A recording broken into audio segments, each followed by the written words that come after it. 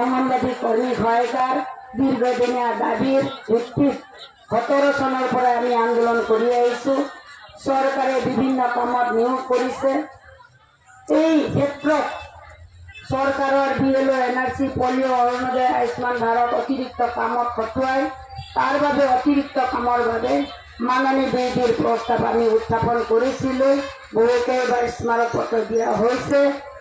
যোৱা 19 অক্টোবৰ সঞ্চালক মহোদয়ৰ লগত আলোচনা কৰি যি মাননী বৃদ্ধিৰ প্ৰস্তাৱ চৰকাৰলৈ প্ৰেৰণ কৰিছিল, সেই প্ৰস্তাৱ গৃহীত নকৰাত আমি ইয়াত সচলত 26 তাৰিখৰ পৰা দিনে ৰাতিয়ে বহিছোঁ।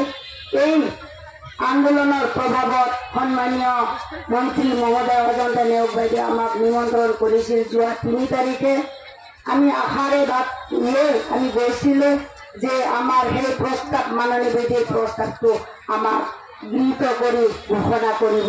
কিন্তু আমাৰ অসমত 1,21,000 কৰ্মী সহায়িকাৰ মাথাৰ ওপৰত চেঁচা পানী ঢালিছে। তেখেতে কৈছে আপোনালোকক আমি এককালীন সাহায্য দিছোঁ, 25 লাখ টকীয়া ঘৰ বনাই দিছোঁ, কিন্তু মাননী বৃদ্ধিৰ কথা তেখেতে কৈছে যে আমি এতিয়া দিব নোৱাৰোঁ। মুখ্যমন্ত্ৰী মহোদয়ৰ লগত আলোচনা কৰি দিম, সময় আছে, আপোনালোকক চিন্তা কৰি আছোঁ, আপোনালোকে ধৈৰ্য ধৰক।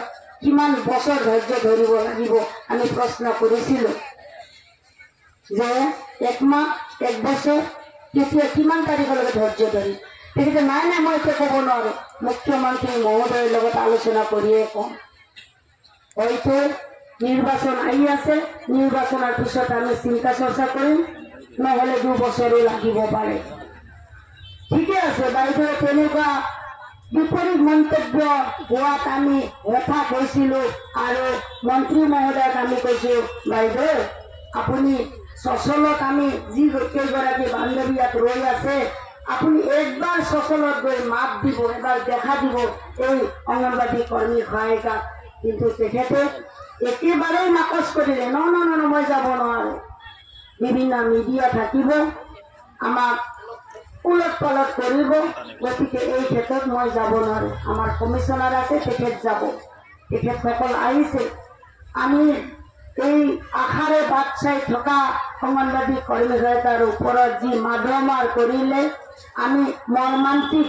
আজি আমি আন্দোলনকাৰী সকলোৱে আমি ধিক্কাৰ জনাইছোঁ এই চৰকাৰক।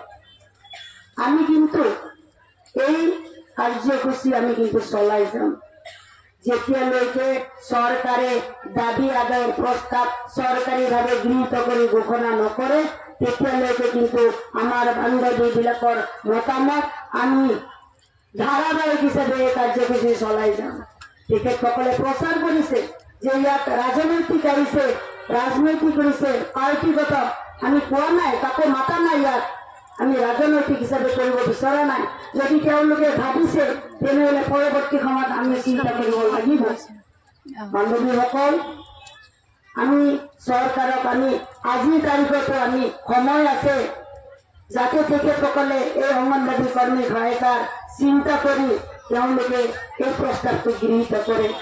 আমি কোনো ভিক্ষা খোজা নাই চৰকাৰৰ আগত, আমি আমাৰ অধিকাৰ বিচাৰিছোঁ, আমাৰ ন্যায্য দাবীৰ ভিত্তিত বিচাৰিছোঁ। কওক, যদি এই উপযুক্ত যদি নহয় কওক। আমি এগৰাকী সহায়িকাই এদিনত 102 টকা 50 পইচা মজুৰি পায়, কোন দেশত আছে চৰকাৰে কওক আমাক। গতিকে মই বিশেষভাৱে পুনৰবাৰ সন্মানীয় মন্ত্ৰী মহোদয়া, সন্মানীয় মুখ্যমন্ত্ৰী মহোদয়ক আজিৰ আমাৰ এই চেনেলৰ দ্বাৰা মই অনুৰোধ কৰিছোঁ, সেই প্ৰস্তাৱ মাননী বৃদ্ধিৰ প্ৰস্তাৱ গৃহীত কৰি চৰকাৰীভাৱে ঘোষণা কৰক, অন্যথা কিন্তু আমি বিকল্প চিন্তা কৰিবলৈ বাধ্য নহওঁ। ধন্যবাদ। আন্দোলনৰ প্ৰভাৱত আমাৰ সঞ্চালকৰ বিভাগৰ পৰা ডেপুটি ডাইৰেক্টৰ আৰু সচিব 3বাৰকৈ আহিছে। যেতিয়া তেওঁলোক 3বাৰকৈ আহিছে, আমাৰ বুকুখনত অলপ উৎসাহৰ আহিছে।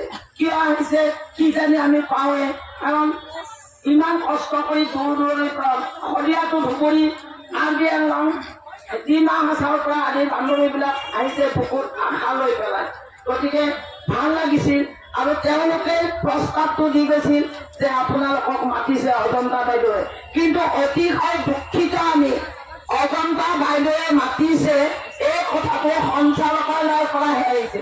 ডাইৰেক্ট অজন্তা বাইদেৱে আমাৰ নিচিনা মানুহক মানে গুৰুত্ব নিদিয়ে নেকি, এখন চিঠি দিবলৈ তেওঁ টান পাইছে, চিঠি এখনো দিয়া নাই। তথাপিও আশা বুকুত লৈ পেলাই যোৱাকালি আমি 5টা বজাত গৈ তেওঁ যিটো দেখিলো, তেওঁ হাত ভৰি আচাৰি আছে। এগৰাকী মহিলা মন্ত্ৰী, তেওঁৰ আগত আমি 6গৰাকী প্ৰতিনিধি বহি আছো। তেওঁ সবিনয় আমাক এটা ভাত, মৰমৰ ভাত এটা দেখুৱাব লাগিছিল। আমি প্ৰশ্ন কৰিছিলো যে বাইদেউ প্ৰথমতে পইচা নাই, দিব নোৱাৰো বুলি কৈছিল। মই বোলো বাইদেউ আপুনি যে 25 লাখ টকীয়া আমাৰ কেন্দ্ৰবিলাক দিছে, এই 25 লাখ টকীয়া কেন্দ্ৰবিলাক নিদি যদি 5 লাখ টকীয়া দিলে হয়, তথাপিওতো আমি ল'ৰা ছোৱালীকেইটা ধুনীয়াকৈ ৰাখিব পাৰি নহয়। কাৰণ 5 লাখ টকা আমাক বহু অংগনবাদীয়ে ঘৰত থাকে, 5 লাখ টকীয়া ঘৰত আমি ইমান বিলাসিতা বিচৰা নাই। যেতিয়া তেওঁ অলপ মানে কৰ্কশমতে কৈছে, তোমালোকৰ ল'ৰা ছোৱালীকেইটা ভালকৈ থকাটো নিবিচাৰে নেকি? আৰে ল'ৰা ছোৱালীকেইটাকো আমি ভালকৈ থকাটো বিচাৰিছো, কিন্তু ল'ৰা ছোৱালীক প্ৰতিপাল কৰা মানুহকেইটাৰ কথা আপোনালোকে অলপ ভাবক, এই বুলি কৈছিল।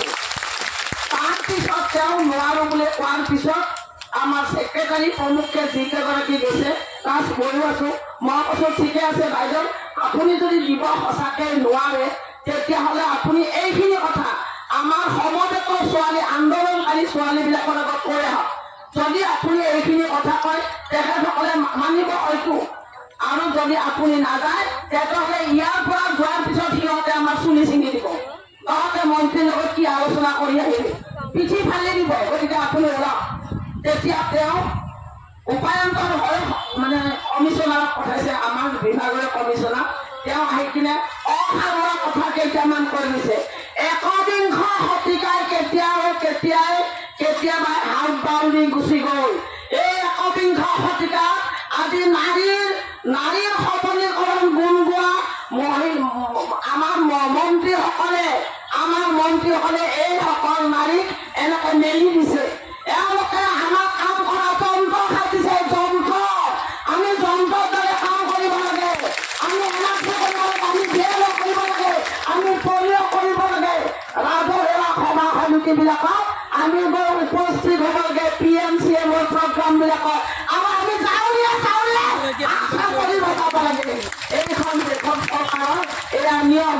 যদি আমি নাযাওঁ আমাৰ একশয়, আমিও আৰু চাকৰিটো যোৱাৰ ভয়ত আমি গৈ কাঠিৰ ধন ভাঙি কিনে হাত চাপৰি বজাই গুচি আহো। কিন্তু আশা ৰাখিছো অলপতে AP অন্ধ্ৰ প্ৰদেশে 42 দিন আন্দোলন কৰাৰ পিছত একে চৰকাৰ ভাৰতবৰ্ষৰ বিভিন্ন ৰাজ্যৰ চৰকাৰে যদি তেওঁলোকৰ অংগনবাদী খাব পৰা কৰি চেলাৰী দিব পাৰে, আমাৰ হিমন্ত চৰকাৰে কিয় নোৱাৰে? তেওঁ যদি আৰু কিবা সম্পদ বেচিব লগা আছে বেচি কিনি পুঁজি বনাওক। আমাৰ কথা ভাবিব নালাগে, এতিয়া পুঁজিয়ে বনাই থাকক, কিন্তু এই পুঁজি তেওঁ থাকি যাব, স্থায়ী নহব। বহুত আবেগেৰে কৈছো, আমি মহিলা মানুহ, আমি সময়ত দুৰ্গা হওঁ, আমি সময়ত কালী হওঁ, আমি সময়ত লক্ষ্মী হওঁ। গতিকে আমাৰ মুখেৰে কেতিয়াবা অভিশাপ আহি যাব। ধৈৰ্য ধৰক। আৰে আৰু আপোনাৰ ধৈৰ্য কৰি কিমান লয়? আমাৰ অংগনবাদী কৰ্মী হৈ একোটা পৰিয়াল আছে নহয়, ধৈৰ্য ধৰিলেতো কাৰো পেট নভৰে। আমাক চলিব পৰাকৈ সামান্যতম মাননীখিনি বঢ়াই দিব, তেওঁলোকে কিয় আগবাঢ়িব পৰা নাই, কিয় মানি ল'ব পৰা নাই? এই চৰকাৰখনে ইমান ডাঙৰ কথা কয়, ইমান আমাৰ অসমখন ইমান শান্তিপূৰ্ণ হৈছে, ক'তো আন্দোলন নাই, শান্তিৰ বাতাবৰণে বিৰাজ কৰিছে। গতিকে এই শান্তিপূৰ্ণ অসমখনত কিয় দিনে ৰাতিয়ে আন্দোলন কৰিবলগীয়া হৈছে? এইটোৱে হয়তো প্ৰথম কিজানি হ'ব। আমাৰ দিনে নিশাই মহিলাই আন্দোলন কৰিছে, মহৰ কামত টোপনি ক্ষতি, খোৱা কষ্ট, বাথৰুম লেট্ৰিন নাই, আমি গাড়ীৰে ভাড়া কৰি পেচাব পায়খানা কৰিব যাব লগা হৈছে, পইচা দি আমি পায়খানা কৰিবলগীয়া হৈছে, গা নোধোৱাকৈ 3-4 দিন থাকিবলগীয়া হৈছে। এইবিলাক আমি যেতিয়ালৈকে দাবী আদায় নহয় এই সহযোগ আন্দোলন চলাই থাকিম দিনে ৰাতিয়ে। আৰু আমি এই অসহযোগ আন্দোলনৰ সময়ত কেন্দ্ৰৰ পৰা বিৰত থাকি কোনো পলিঅ' কৰিব নোৱাৰো, বিয়লো নকৰো। কোনো পোষণ টেকাৰ নকৰোঁ। এই আমি সিদ্ধান্ত কৰিছোঁ সমূহ কৰ্মী সহায়িকা বান্ধৱীৰ সহযোগে। আৰু আমাৰ হিতাধিকাৰীসকলৰ পৰা আমি চহী সংগ্ৰহ কৰি যে এই অংগনবাড়ী কৰ্মী সহায়িকাৰ দাবী আদায় কৰক। তেওঁলোকৰ যুক্তিপূৰ্ণ দাবী মুখ্যমন্ত্ৰী মহোদয়, বিত্তমন্ত্ৰী মহোদয় আপোনালোকে মানি লওক বুলি এটা প্ৰস্তাৱ লৈ আমি ঘৰে ঘৰে গৈ আমি চহী সংগ্ৰহ কৰি বিত্তমন্ত্ৰী আৰু মুখ্যমন্ত্ৰী মহোদয় দিয়াৰ প্ৰস্তাৱ লৈছোঁ। এইটো আমি নিশ্চয় সিদ্ধান্ত কৰিম। ধন্যবাদ।